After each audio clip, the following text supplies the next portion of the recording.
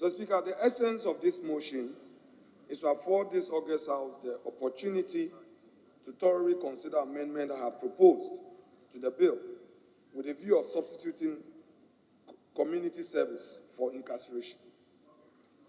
The amendments presented in this bill are motivated by a strong conviction regarding the necessity of implementing a more rehabilitative strategy in our criminal justice system, specifically with regards to the issues it tackles.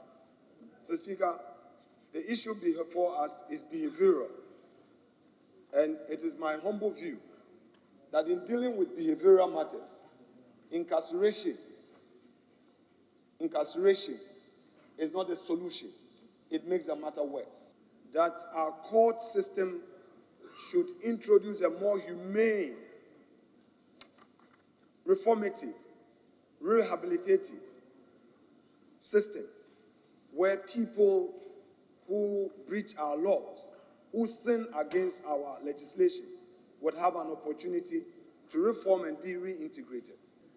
To jail a person for his sexuality or her sexuality would not be the solution in maintaining our Ghanaian family values and ensuring proper human sexual rights. Mr. Speaker, in the list, such individuals who get into our jails become worse off.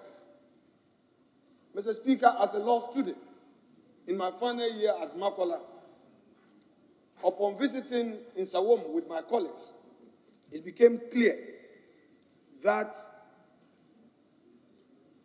inmates were being sodomized.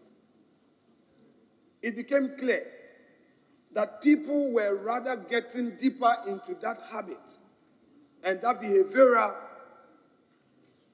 aspect of our culture that we dislike. It is clear,